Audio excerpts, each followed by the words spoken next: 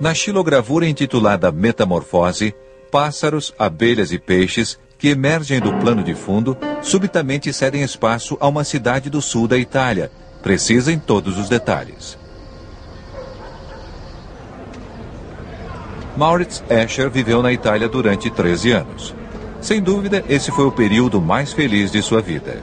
Na Itália, conheceu a esposa, 2 de seus 3 filhos nasceram e ele produziu quase metade de suas xilogravuras e litografias.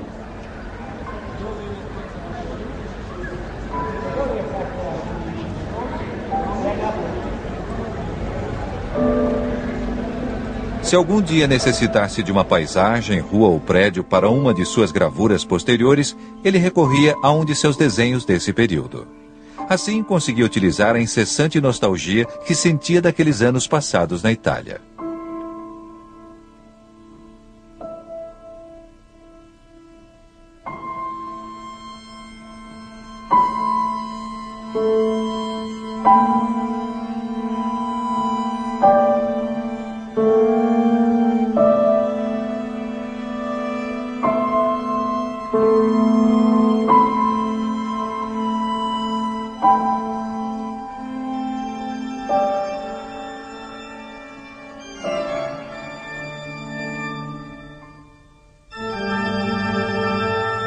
Cidade holandesa de Haarlem, 1920. A tênue figura refletida no candelabro da catedral da cidade escreve a um amigo sobre o que sente ao ouvir o órgão.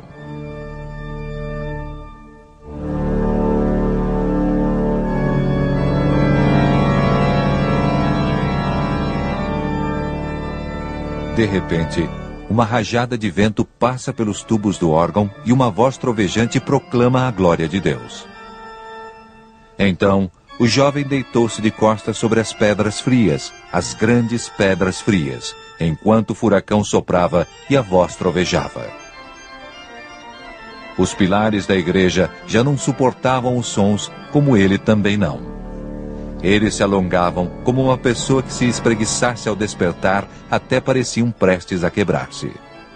E o jovem, deitado de costas sobre as pedras frias da igreja, esticou os braços como se fosse ser crucificado. Acima dele, vi os pilares oscilando contorcidos. O órgão cresce ainda mais. Os tubos erguem-se da terra até o firmamento, e o jovem sentiu um vento tão forte que o ergueu das pedras e o levou para o céu entre os pilares oscilantes.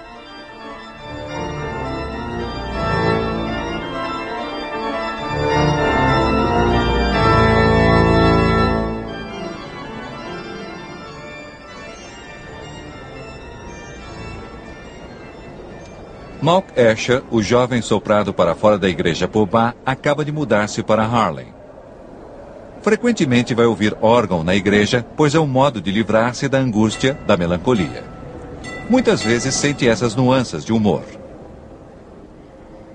Vive em hospedaria sozinho, distante da cidade de Arnhem, onde passou a juventude. Está longe dos amigos, aos quais escreve cartas longas, e muito longe da moça que ama e com quem também se corresponde. O retrato dela está na parede do quarto. Ele suspeita de que seu amor não é correspondido. Ontem, num arroubo sentimental, peguei meu violoncelo. Malk escreve a ela. Uma espessa camada de pó o recobria. Mantive meus companheiros acordados até 2h30 com minhas lamentações melancólicas. Tudo em 2 cordas, porque a de sol e a de dó há tempos arrebentaram. Ilumina-me francamente a luz elétrica que coloquei dentro de uma caveira. Afinal, o que é o homem? Após uma vã tentativa de passar nos exames do curso secundário, preocupados, os pais de Escher o mandaram para Haarlem. Consideraram que uma das poucas possibilidades de equipar o filho para a sociedade era fazê-lo aprender um ofício apropriado. Passa a frequentar uma escola que ensina tudo, desde trabalhar com esmalte até desenhar casas. Ik ben naar de school voor bouwkunde en sierende kunsten in Haarlem gegaan met het idee om daar architectuur te studeren. Dat was omdat mijn ouders waarschijnlijk dachten, die jongen die moet dan maar eens proberen of die dat kan. En daar kwam ik onder handen van mijn leraar Jessoen de Mesquita, die zelf een hele bekende graficus was. En die heeft gezien de linoleumsneden die ik als leerling van de burgerschool heb gemaakt. En die zag daar blijkbaar wat in. En die zei, toen zou je eigenlijk niet in plaats van die architectuur te gaan studeren, liever doorgaan als graficus. En dat wou ik maar al te graag. Dat vond ik natuurlijk veel leuker. Die architectuur heeft me eigenlijk nooit iets gezegd. En mijn vader heeft toen schoorvoetend gezegd, nou ja, vooruit, dat moet dan maar, hè.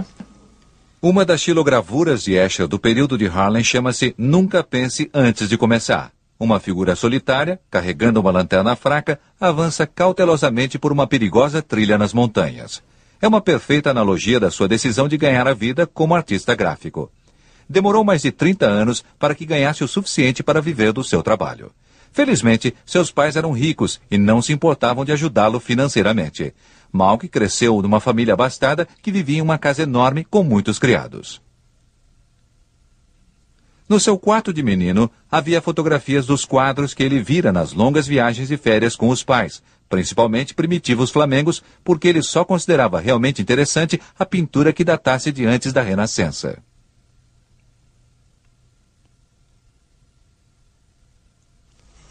Op de burgerschool in Arnhem, waar ik was, daar was de tekenles voor mij ver weg het prettigste van alles. Ik vond die school afschuwelijk. Behalve de tekenles, dat was een soort van verademing. Maar dat wil niet zeggen dat ik een uitzonderlijk goede tekenleerling was. Ik kon het wel betrekkelijk goed, maar helemaal niet uitzonderlijk. Ik geloof dat ik op mijn eindexamen een 7 heb gehaald.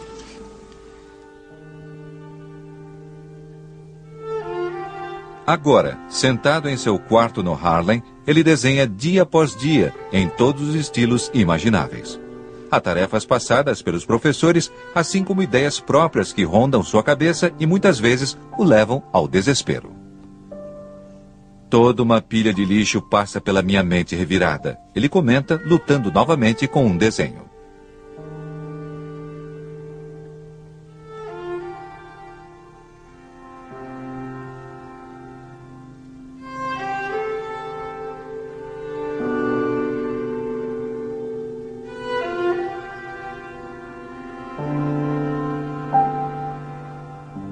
Escolhe o tema Dança da Morte para uma palestra que deve fazer na escola. Dança da Morte e da Vida são duas expressões com o mesmo significado, diz ele a seus colegas numa palestra de 3 horas. O que mais fazemos além de uma dança da morte em nossas almas? Mais interessante que seu Schmerz talvez seja o que Escher diz sobre fazer xilogravuras. Alguém como Holbein fez séries tão fortes e intensas de gravuras precisamente porque restringia-se ao preto e branco e precisamente porque cortar figuras na madeira é um processo tão difícil. O artista gráfico está em melhor posição para expressar uma ideia pura e claramente e está menos inclinado que um pintor à tentação de produzir algo com um efeito vazio. Usar o mínimo de meios possíveis para exprimir uma ideia com a maior clareza possível é um ideal que ele sempre buscaria.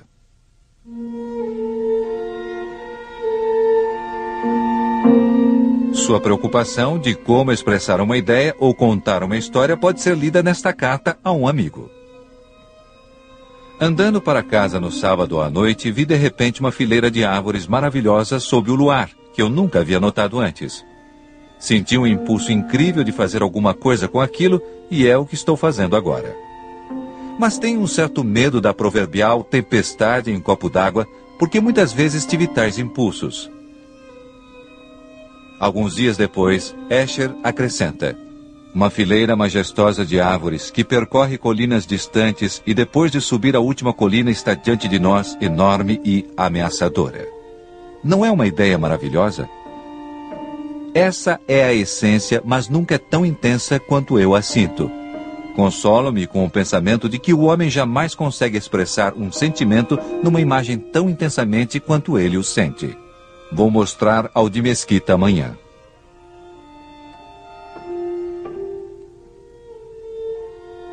Em 1922, Malk completa seus estudos na Escola de Arquitetura e Artes Decorativas. Mauritz Escher é um bom artista gráfico, escreve o diretor no seu relatório final, mas falta-lhe o temperamento artístico adequado. Sua obra é muito cerebral. não é suficientemente emocional e nem lírica. Não é um desfecho alegre para se sair para o mundo, principalmente para quem acabou de ouvir do seu amor que ela não se interessa por ele. Mas felizmente, como todos os românticos, Escher sabe onde fica o paraíso: Itália. Ele já havia estado lá em férias com os pais e ficou profundamente impressionado com as belezas naturais. Deveria ficar aqui meses para entender a apaixonante ondulação das colinas e a rica vegetação, escreveu aos amigos. E sobre as cidades com seus extravagantes palácios e igrejas, mosaicos e afrescos. Estou me saciando com tanta avidez que temo que o meu estômago não aguente.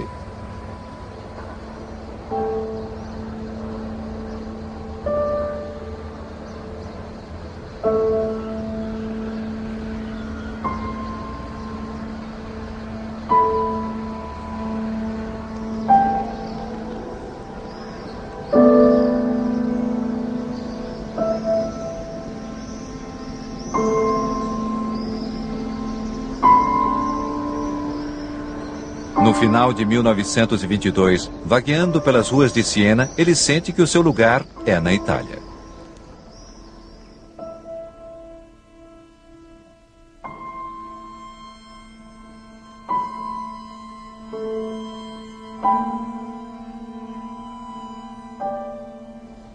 Se a felicidade de um homem dependesse do lugar onde vive, eu ficaria em Siena o resto da minha vida, reconhece.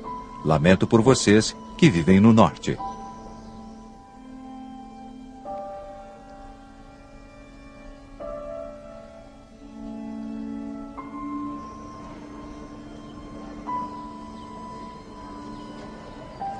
E porque receia que a sua mente não consiga lidar com a nova atmosfera em que vive agora, as surpresas inesperadas e o contentamento com que o lugar o presenteia todos os dias, Escher desenha, entalha e escreve uma carta após a outra. A luta para expressar ideias em suas estilogravuras foi esquecida. Nos próximos 13 anos, ele se sente obrigado apenas a registrar o que vê ao seu redor e por certo tempo arrancá-lo do esquecimento.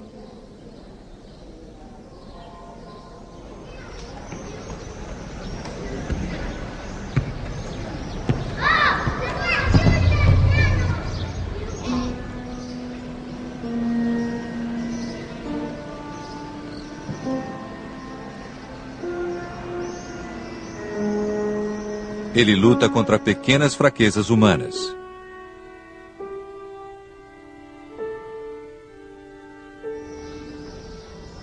E claro, às vezes se sente só. Escher diz a um amigo: não seria ótimo podermos conversar novamente sobre coisas do cotidiano, sobre Arnhem e Harlem, sobre questões de sexo, sobre a vida e sobre a vida com V maiúsculo, sobre ruína e danação, Landro, dataísmo e coisas assim?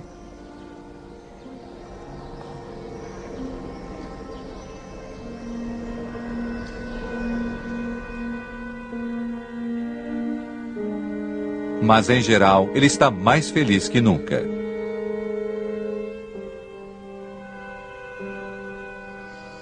Das praias de Ravello, no litoral sul da Itália, ele escreve alguns meses depois: estou trabalhando muito. Essa é a maior razão da minha felicidade, porque a natureza gentil, a primavera quente e as boas acomodações não seriam suficientes para me deixar feliz. Deixei minhas estilogravuras em Siena. Meus desenhos servem apenas como um diário, para eu poder olhar depois e ver o que vi aqui, ver melhor o que estou vendo.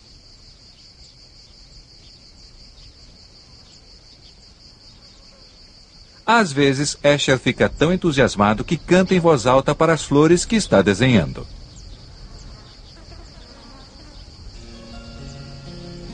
No registro do hotel, ele declara que o sangue holandês corre apenas esporadicamente em suas veias devido a várias influências estrangeiras. Parece que ele se sente uma pessoa diferente e salienta esse fato deixando a barba crescer e anotando isso solenemente no seu diário.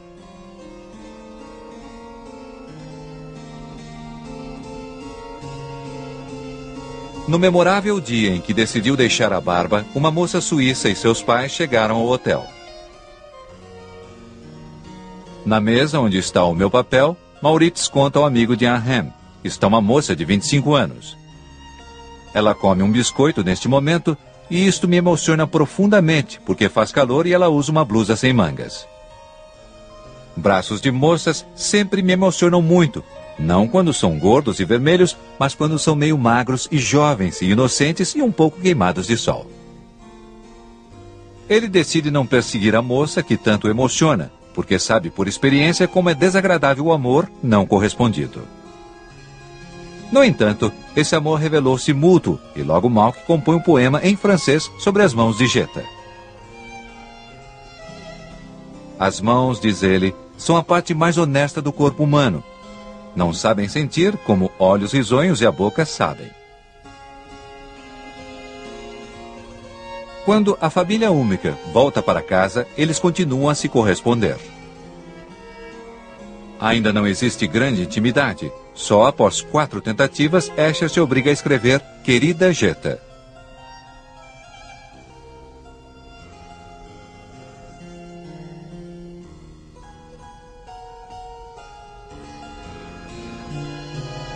Um ano depois, essa correspondência cada vez mais frequente e mais apaixonada resulta em casamento. O casal muda-se para Roma. Como para registrar sua felicidade, Escher faz uma série de xilogravuras sobre a criação, terminando com idílicos Adão e Eva no Jardim do Éden.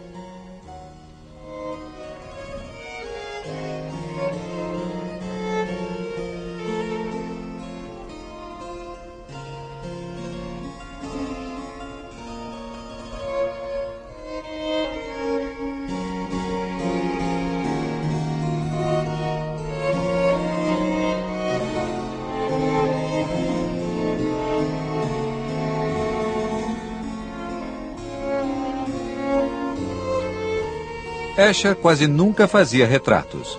Não se sentia confortável quando alguém posava para ele. Mas, claro, isso não se aplicava a Jeta.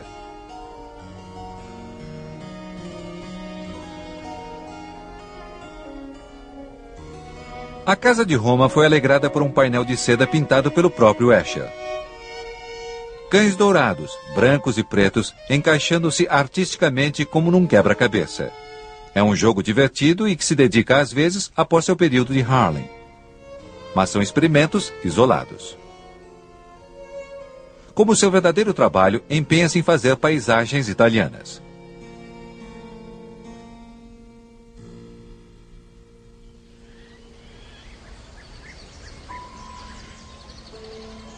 A cada ano, ele faz longas caminhadas em busca de temas para suas xilogravuras, de preferência nos locais mais inóspitos. Sinto muito não podemos caminhar juntos na primavera, escreve um amigo da juventude. Adquiriu o costume de caminhar toda a primavera, refrescando espírito e corpo e proporcionando inspiração para os meses seguintes.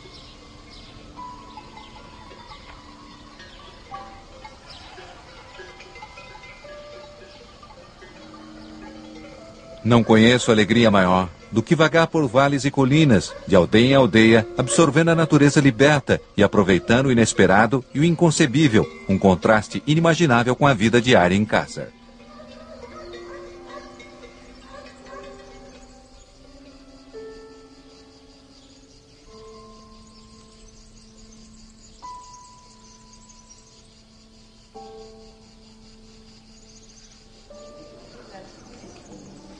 As coisas mais desagradáveis, a cama cheia de insetos, a comida muitas vezes de qualidade inferior, parecem ser não só uma das condições, mas até uma parte do prazer.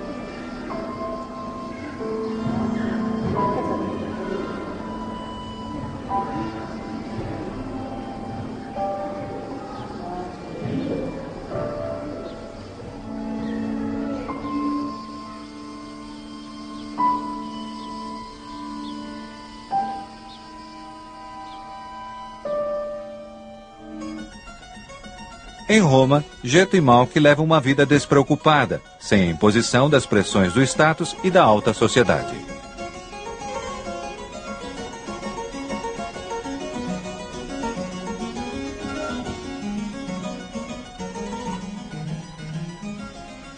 Uma gravura, como a Torre de Babel, parece ter sido feita especialmente para se observar, perplexa e de uma grande altura, a comoção humana lá embaixo.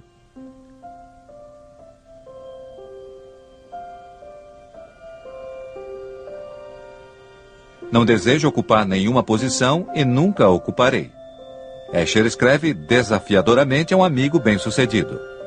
Desejo apenas uma loja, provavelmente de doces. Então mamãe poderá responder às perguntas que lhe fazem. Um filho é professor na Universidade de Leiden e o outro tem uma loja de doces em Roma. Imagino que, dizendo isso, o coração dela enche de orgulho. O pai de Escher, que envia uma mesada ao filho, anota em seu diário que os filhos de um carpinteiro encontraram seu próprio caminho no mundo. Algo para invejar, acrescenta, e a sua preocupação só cresce quando o casal tem um filho. Malk escreve com alegria e assombro em sua carta. É uma criança adorável, doce e linda. Certamente não é um desajustado. Pouco depois, a falta de renda começa a preocupar até o próprio Escher. Às vezes, uma aventura comercial de sucesso traz algum alívio. Papel de embrulho, por exemplo. E mais tarde, na sua vida, selos de correio, painéis de madeira, murais e toalhas de mesa. Quando o filho cresce um pouco, Escher lê para ele. E, em 2 ocasiões, isso até resulta em uma nova gravura.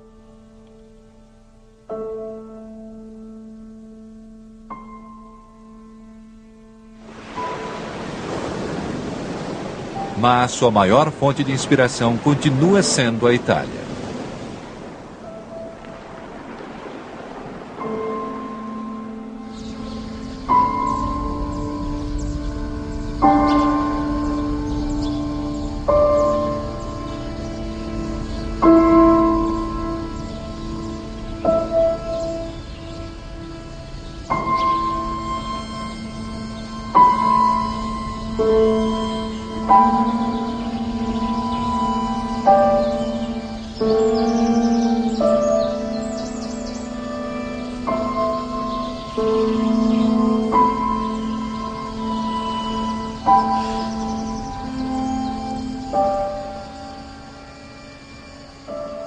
Wat sprak u bijzonder aan in het Italiaanse landschap?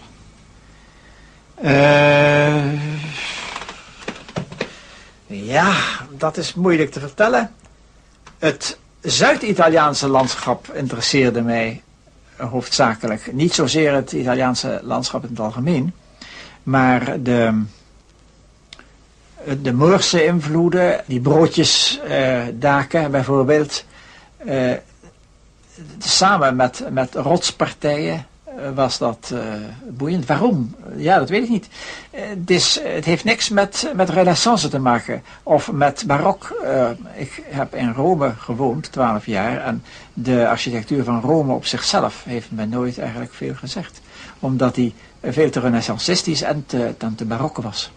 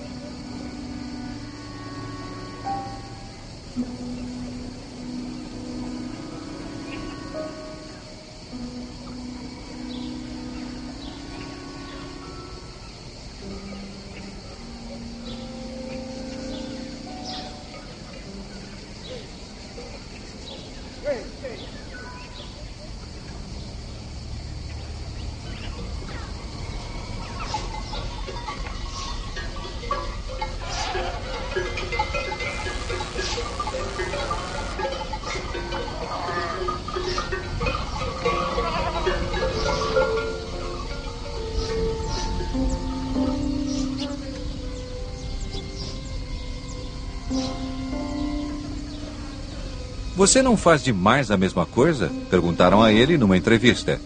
Escher respondeu: talvez faça, mas se uma coisa me toca, tenho que desenhá-la. Posso vender pouco, mas não posso ficar parado. Estive em lugares onde poucos estrangeiros já estiveram.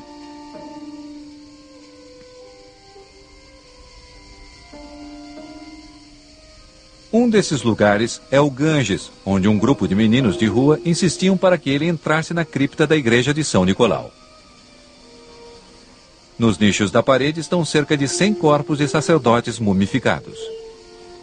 Enquanto os meninos jogam os chapéus dos padres uns para os outros, Escher desenha os restos do que já foram pessoas.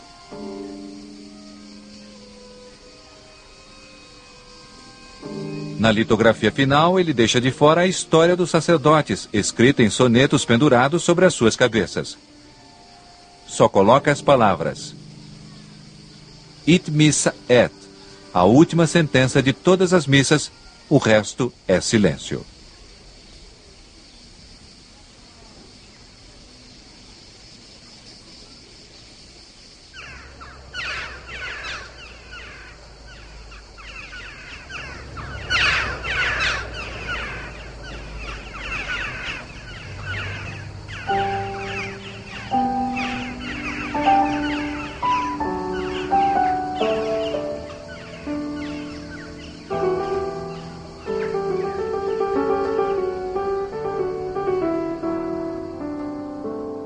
Em Roma, retorna a um de seus antigos temas de Harlem, Escher e seus ambientes espelhados numa bola refletora.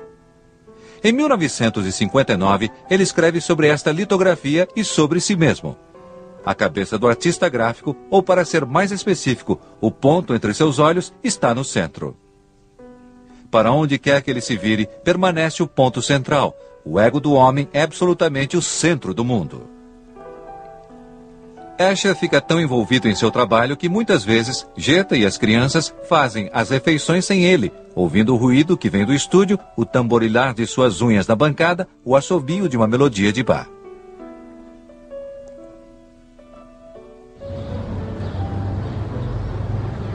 A cidade em que mora, Roma, nunca inspirou Escher.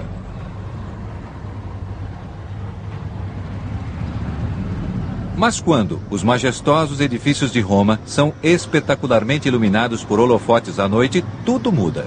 Ele escreve a um amigo na Holanda: ontem à noite fiz esboços da assombrosa e esplêndida Roma noturna, cuja arquitetura aprecio muito mais do que durante o dia. Se um dia formos juntos a Roma, vou lhe mostrar a Roma que amo e caminharemos neste cenário fantástico vazio de gente como num maravilhoso sonho.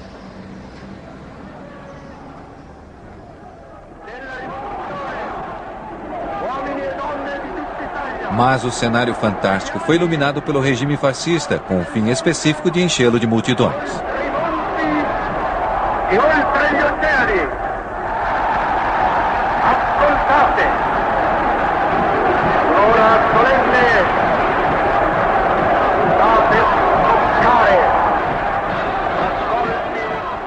Escher, que certa vez disse não querer tornar-se um italiano entre italianos, que ficaria satisfeito continuando estrangeiro, já não conseguia destacar-se da realidade italiana.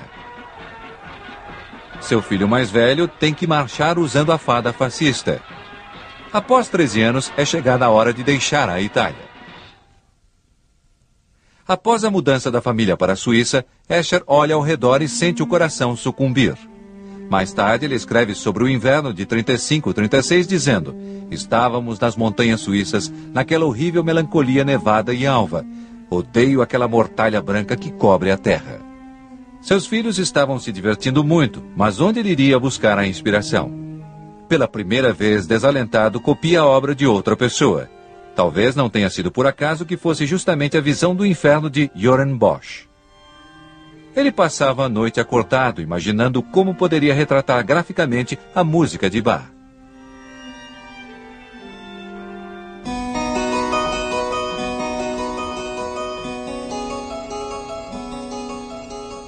Fez uma litografia do ambiente ao seu redor.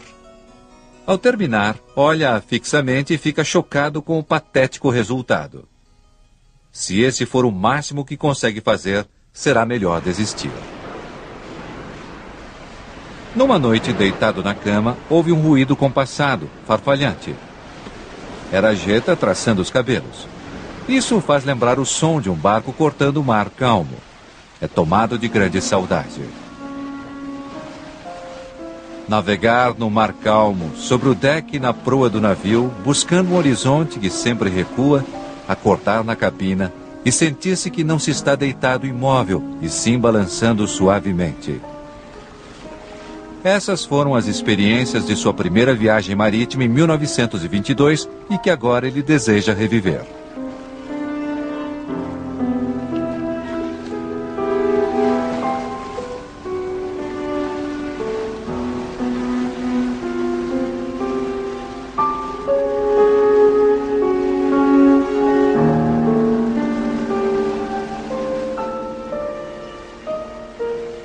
Em troca de algumas gravuras, ele e Geta podem viajar em cargueiros italianos. De vez em quando descem à terra firme. Por exemplo, na desolada Espanha, onde a guerra civil explode 2 meses depois.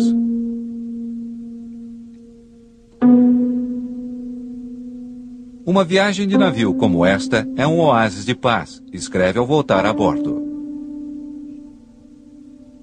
Os europeus estão destinados, lenta, mas certamente, a afundar no lamaçal.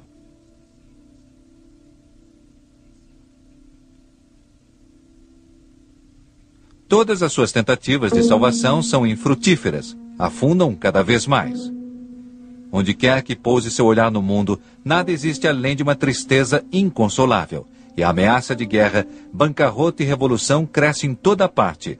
A esperança de um futuro melhor não existe para o espectador objetivo e imparcial.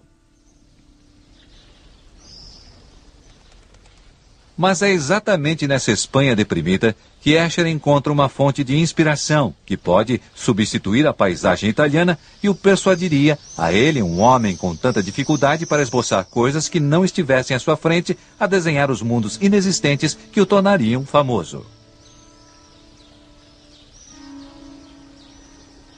Foi na Espanha, disse ele mais tarde, que seus olhos se abriram.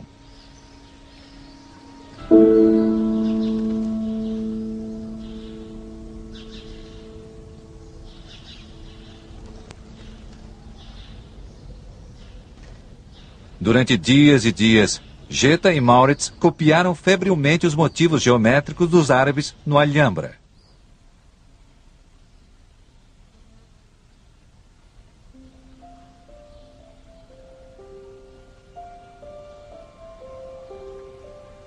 A grande complexidade e arte dos padrões geométricos já haviam sido notados por Escher numa visita anterior. Mas agora, obviamente, ele vê muito mais neles. Os padrões dão a Escher a impressão de algo antigo e eterno. Cada padrão repete a si mesmo infinitamente numa espécie de universo bidimensional.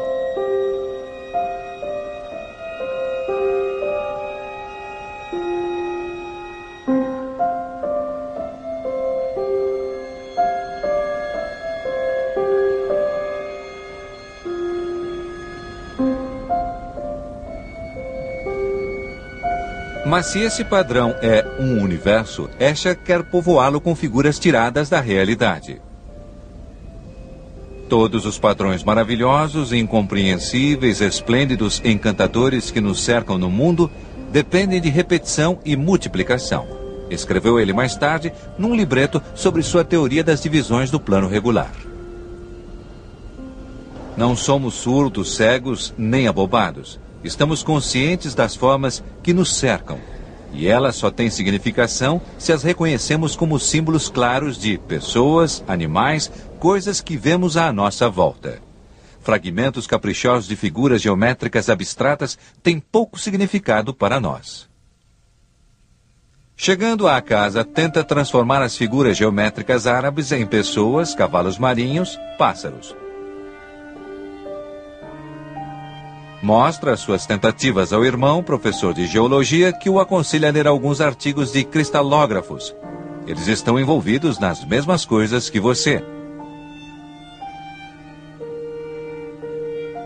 Foi uma revelação. Os cristalógrafos estudam sistematicamente os tipos de padrões que tanto intrigam Escher. Dali em diante, ele passa ano após ano enchendo um caderno atrás do outro, esboçando sua própria teoria da divisão do plano regular.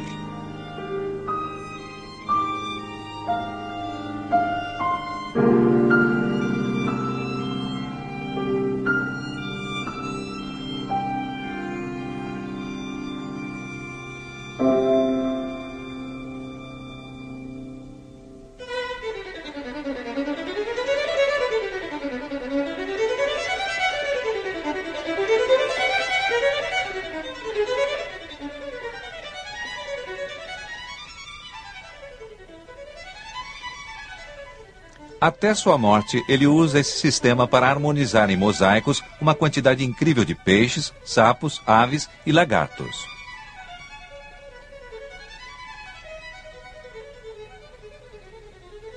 Isso demonstra como ficara fascinado por esse jogo com diferentes figuras que nunca podem ser vistas ao mesmo tempo, porque uma é o plano de fundo para a outra.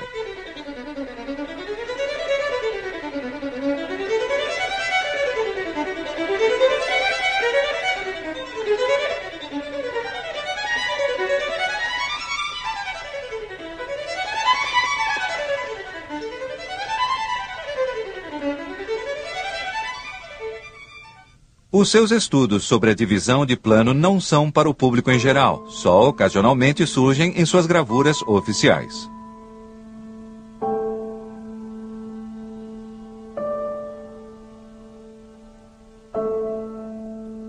A primeira é desenvolvimento, logo seguida por dia e noite.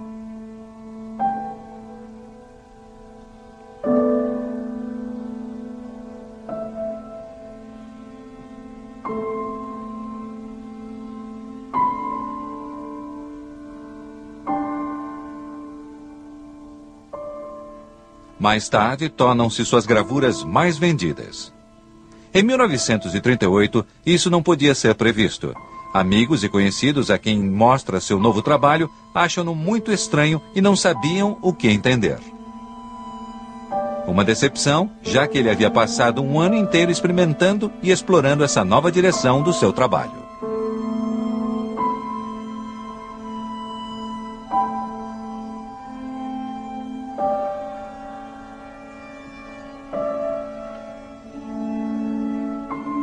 Felizmente, o velho professor de Mesquita ficou entusiasmado. Escher, que havia se mudado da Suíça para Bruxelas, visitando-o regularmente.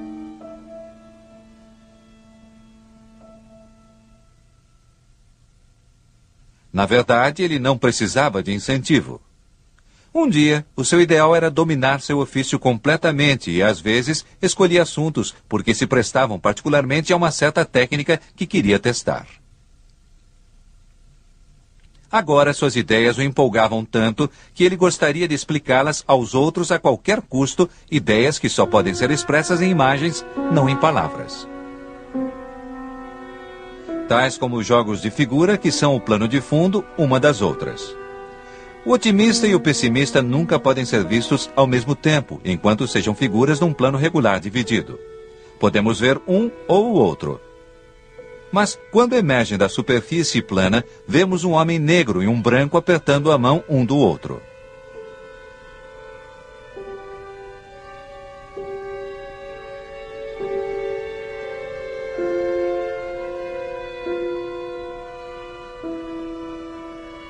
Escher se entrega ao trabalho com mais paixão do que nunca. Não posso imaginar o que teria sido a minha vida se não tivesse me confrontado com a questão da divisão do plano, escreve mais tarde a um admirador. Estou, por assim dizer, caído de amores e ainda não sei porquê. Quanto mais fanaticamente Escher é absorvido por seu trabalho, mais triste e solitária Jetta se sente. Quando a família se muda para a calma cidade holandesa de Baarn, no início da Segunda Guerra Mundial, a situação apenas piora.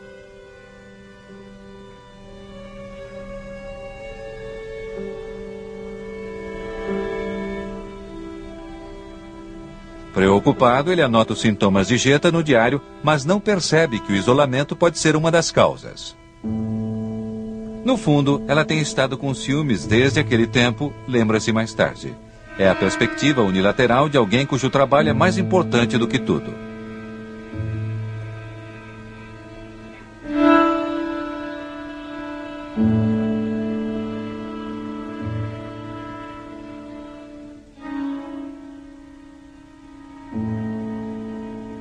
No entanto, Escher não fica indiferente ao que acontece ao seu redor. Tem dificuldade em se concentrar no trabalho gráfico e ocupa-se em entalhar uma grande bola de madeira, na qual anjos e demônios literalmente nascem um do plano de fundo do outro.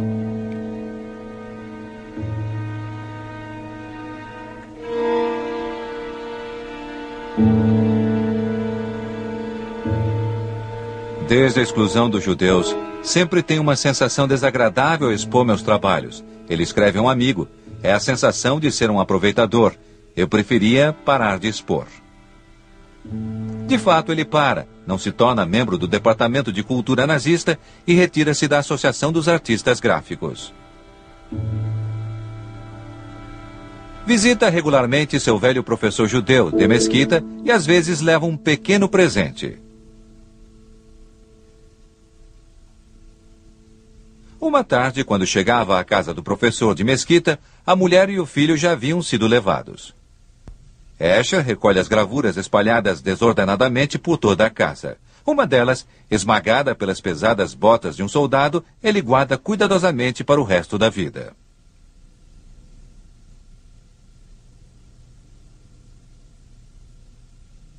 No último ano da guerra, Escher não acha mais jeito de trabalhar.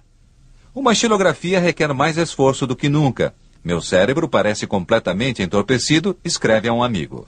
Mas expressa seu espanto ao mesmo amigo logo após a guerra, porque de repente existe demanda por suas obras.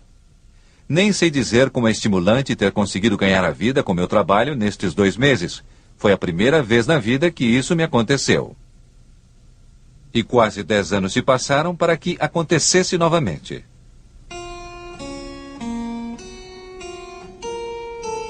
Ao compor essas gravuras com figuras erguendo-se da superfície plana para o fundo, Escher aparentemente percebe o estranho fenômeno que isso é: um desenho tridimensional.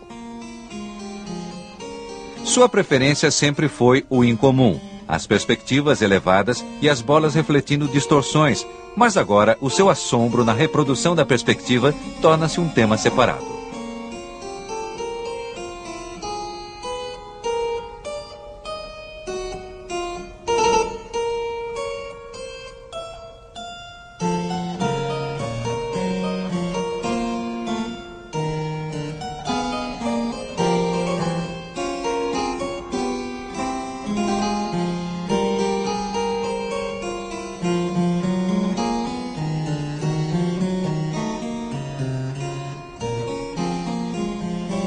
Não é absurdo traçar algumas linhas e chamá-las de casa? Pensa ele. Então, deforma a ilusão espacial sugerindo uma bolha no papel, que, é claro, também é uma ilusão.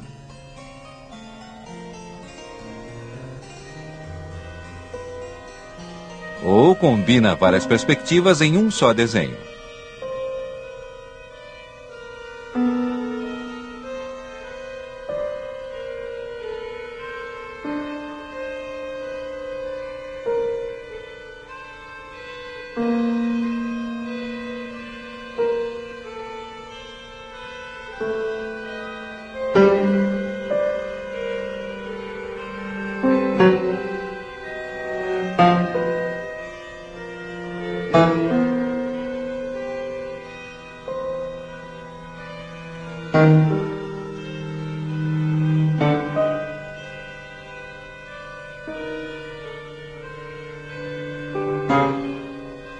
É um período produtivo e de grande rendimento, no qual, acima de tudo, ele agarra a oportunidade de testar uma nova técnica.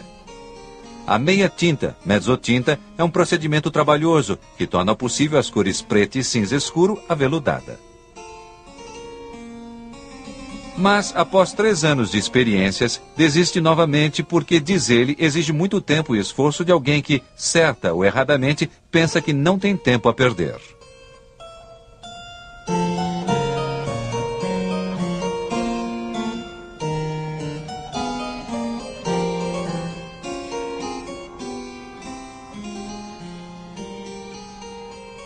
O medo de perder tempo o leva de volta à disciplina diária do estúdio, depois de caminhar 2 horas pelos bosques.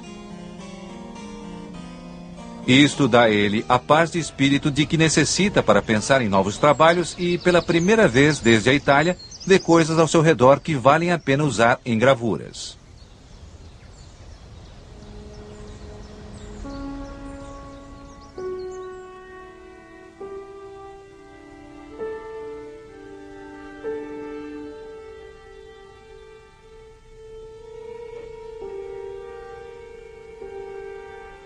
Não é a imagem romântica dos bosques que intriga Escher, mas antes a distorção da perspectiva por ondulações ou a possibilidade de incorporar naturalmente mais de uma perspectiva numa ilustração.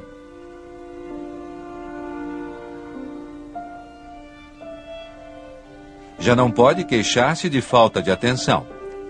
As revistas Time e Life dedicam longos artigos a ele e uma exposição de suas obras é organizada no Museu Stedelijk de Amsterdã para uma conferência internacional de matemáticos. Escher também faz uma palestra.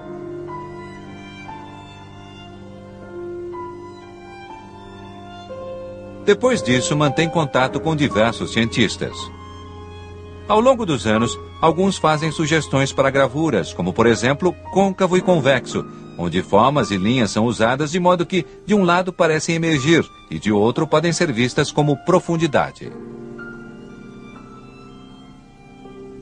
O contato com cientistas leva a muitos desentendimentos mais tarde. Não sou professor de matemática, ele escreve aborrecido, só quero causar um alvoroço. E tenta fazer isso de uma maneira que não requer grandes explicações. Imagine, ele escreve na mesma carta, que gastei mais de 1 mês pensando numa gravura como côncavo e convexo, porque tudo que concebi era tão difícil de entender.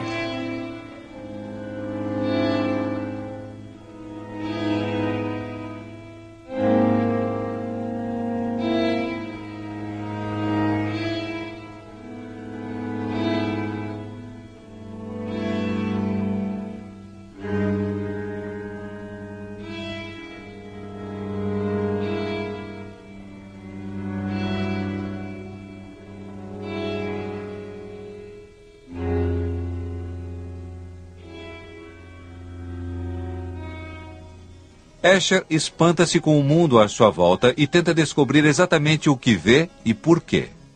Na sua visão, é a única semelhança entre ele e vários cientistas.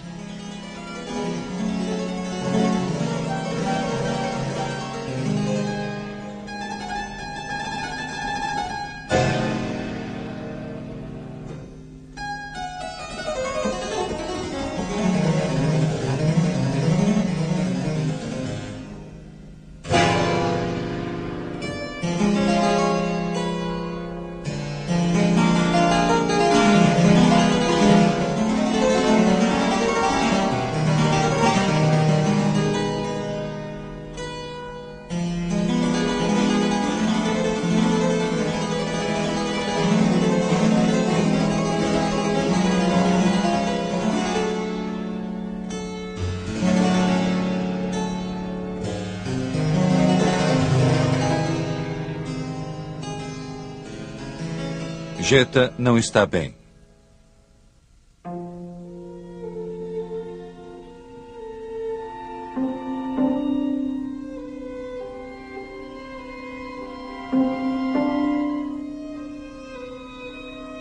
Quando ela é hospitalizada, Escher escreve desamparado.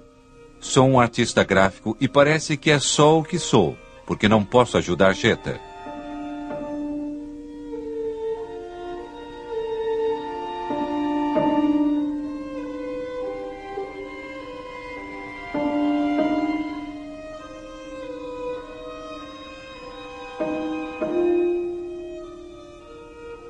Sobre a litografia Elos, Bond, na qual reconhecemos Jeta e Escher, ele escreve: como um elo infindável, até suas frontes foram tecidas juntas, e eles formam uma entidade inseparável.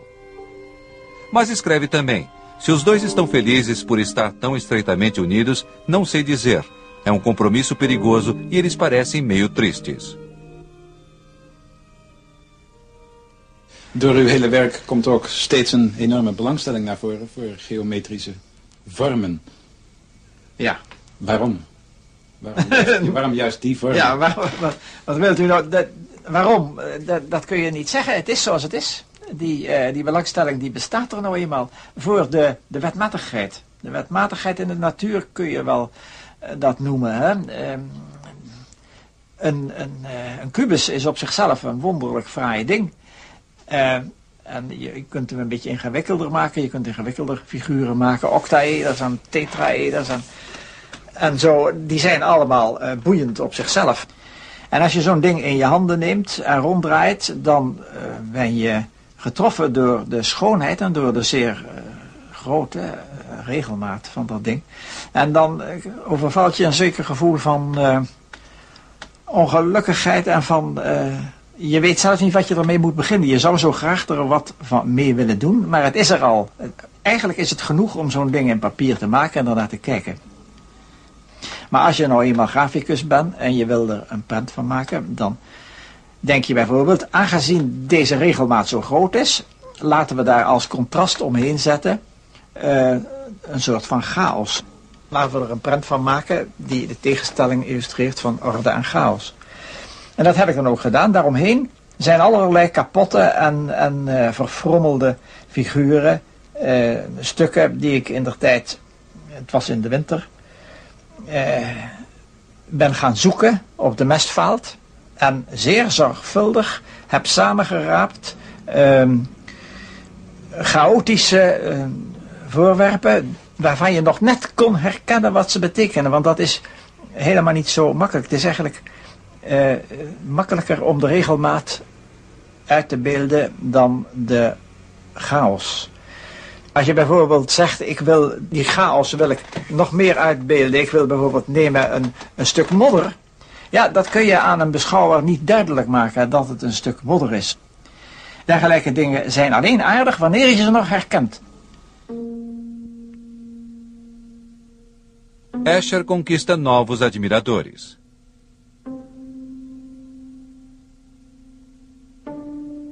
Em gravuras como Queda d'Água, em que espantoso Escher mostra o absurdo que pode ser colocado em perspectiva no papel, encontram afinidades. Eles também fazem experimentos com a percepção. Dá para ver que Escher fuma maconha, alguém escreve.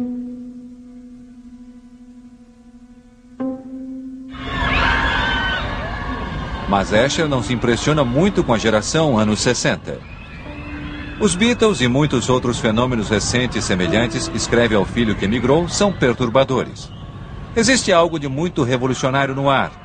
Os seus filhos talvez vejam muitas mudanças e será uma boa coisa eles viverem num país esparsamente povoado como o Canadá. Porque, grave minhas palavras, este é só o começo de um mundo que vai se libertar de velhos tabus.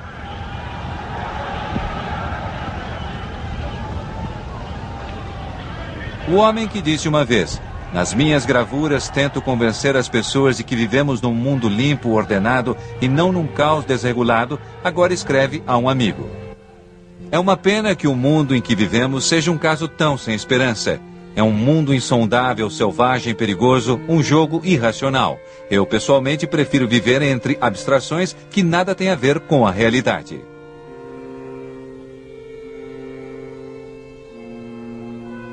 Ele está convencido de que ninguém entenderá sua série Limites do Círculo, que tanto o entusiasma. É a eternidade do universo capturada num círculo. As figuras multiplicam-se infinitamente, mas nunca alcançam a borda do círculo.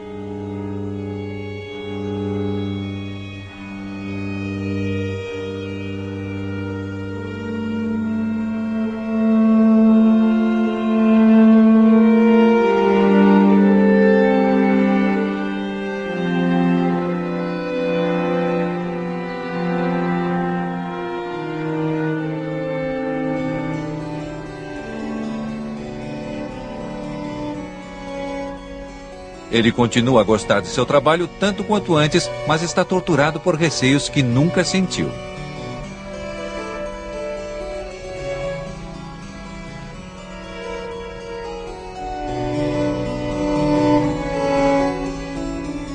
Uma doença torna tudo o que ele faz cada vez mais difícil. Ele e Jeta tornam-se estranhos para sempre. O que fazer com alguém entediada? Ela devia controlar-se. Que coisa? Ele escreve. E ela se queixa a uma amiga.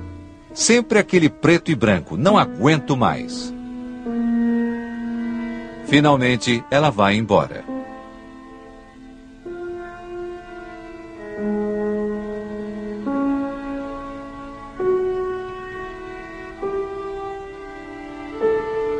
Jeta vai morar com o filho na Suíça, onde se sente reviver um pouco.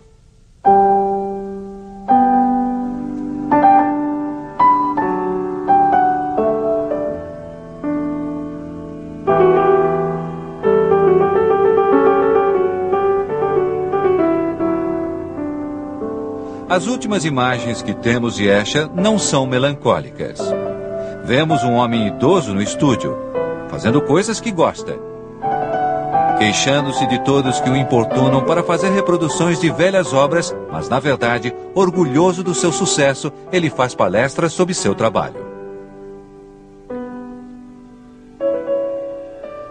Na porta do seu armário de materiais estão fotografias do velho professor de Mesquita e do litoral sul da Itália, onde o sol sempre brilhou.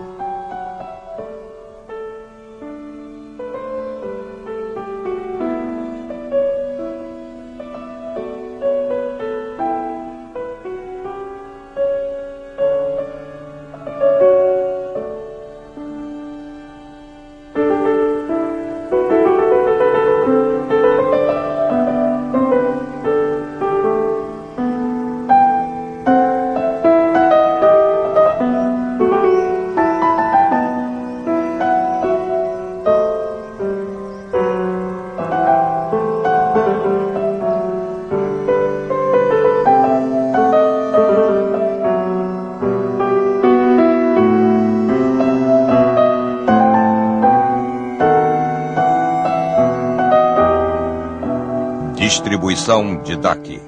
Versão brasileira, Helicon, São Paulo.